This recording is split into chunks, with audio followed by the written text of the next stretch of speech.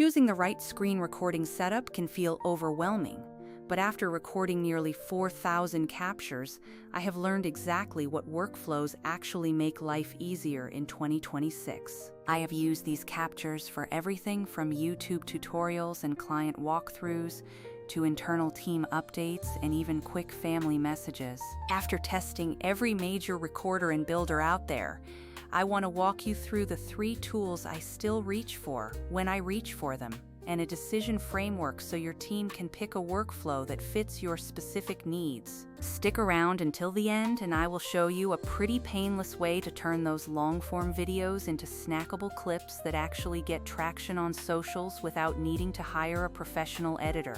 Quick note before we dive in, I do sometimes link to the tools I mentioned down below, and those are affiliate links. If you find the video helpful and you click one, it really helps me keep making content and snagging better deals from the companies for you. Alright, let's start with Loom, because everyone has used Loom at least once, right? If your main use case is business communication, such as client walkthroughs, proposals, or quick team updates, Loom is still the king of the space. I have used Loom for years, and out of those 4,000 videos, a massive chunk currently lives in my account. It is fast, it is reliable, and most importantly, it is highly trackable. You simply hit record, narrate your screen, hit stop, and you have a shareable link in just a few seconds. That link tells you exactly when someone watches it, which is huge for sales or consultant work, where knowing your engagement equals better follow-up timing. Loom keeps things simple with a decent camera, mic support, auto transcripts, and now some AI features that generate titles, descriptions, and summaries for you. It is built entirely for getting messages across without trying to make a cinematic masterpiece. The trade-off is obvious because Loom doesn't really offer granular post-production control. If you want to zoom into UI elements smoothly, add cinematic footage, or apply advanced cursor effects, that is not really Loom's game. You can trim clips, but you cannot do the heavy lift edits that make a tutorial or product demo look truly polished. If you need long-form course production or highly aesthetic screencasts, Loom might feel a little basic for your needs. Price-wise, Loom's free tier is actually one of the most generous options for business folks to try the product without paying to see if it matches your process. Their paid tiers unlock longer recordings and AI perks, which, for many teams, honestly pay for themselves.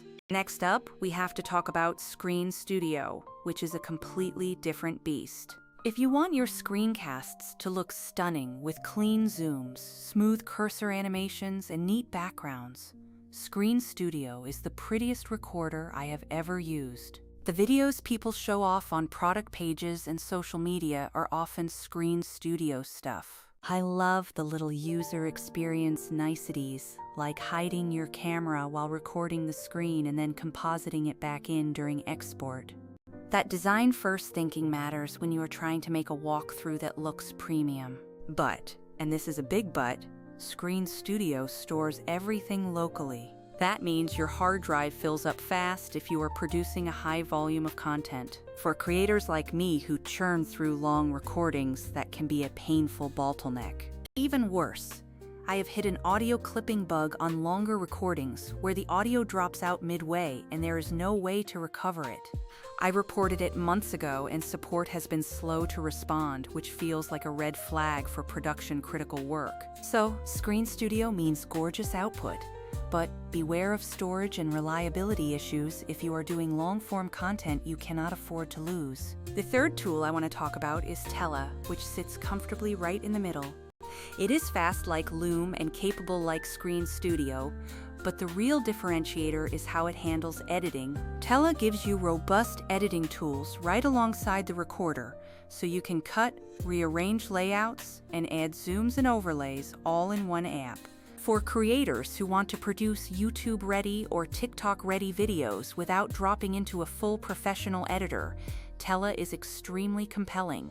The AI-assisted editing that suggests cuts, layout swaps, and zooms saves a ton of time.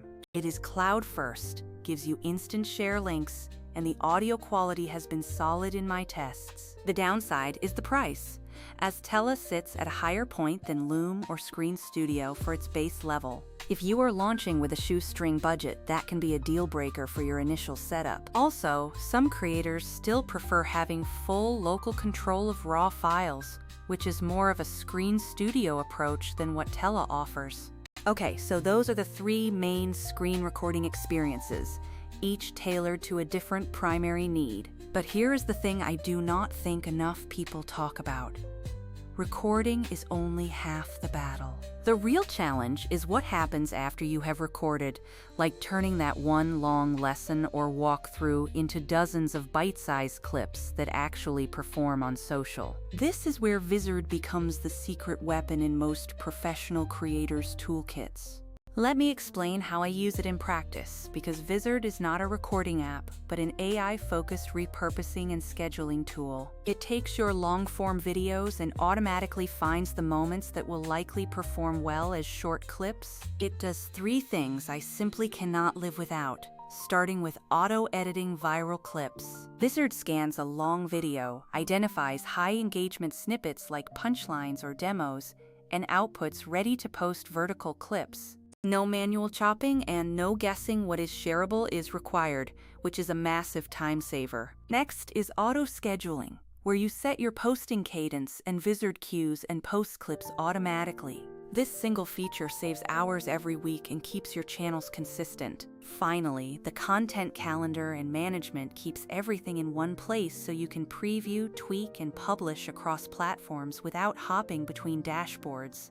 So what does that look like in a workflow? If I do a polished demo in Screen Studio, I export the file and drop it into Vizard. Vizard auto-slices it into snackable clips, suggests captions, and schedules them to post over the next 2 weeks. If I recorded and edited everything in Tella, I can still export the full file and let Vizard find the viral beats. Sometimes the AI will pull a tiny moment you did not even think was clip-worthy. Compared to just using a recorder and manual editing, this pipeline saves me time and scales content output without losing quality. If you want to repurpose long videos for social media, it is hands down one of the fastest ways to multiply your content. That said, Vizard is not a replacement for everything, because if you need live tracking for client engagement, Loom still wins. If you want a single place to both record and deeply edit, Tella can do that well for short to medium format videos.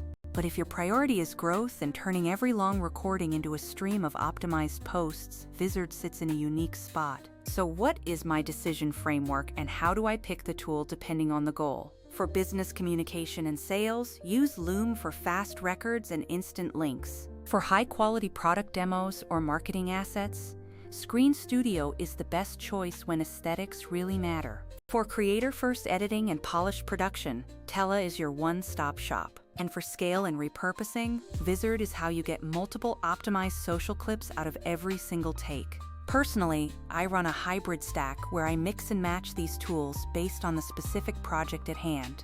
That mix lets me keep business communication fast, keep flagship videos beautiful, and keep my social growth automated. If you are trying to decide right now, just think about the single most important outcome you need. I have linked each of these in the description so you can go test them out for yourself. Try mixing and matching. Record where it looks best, and then use Vizard to amplify your reach. In my experience, that combo makes it easy to scale content without burning out or hiring a full-time editor. Alright, that is my breakdown of the current landscape for screen recording. If you want me to show how I actually set up a recording and schedule a week's worth of posts, just say the word. Otherwise, like, subscribe, and drop any questions below. What tool do you use now, and what is your biggest time suck? I will see you in the next one. Peace.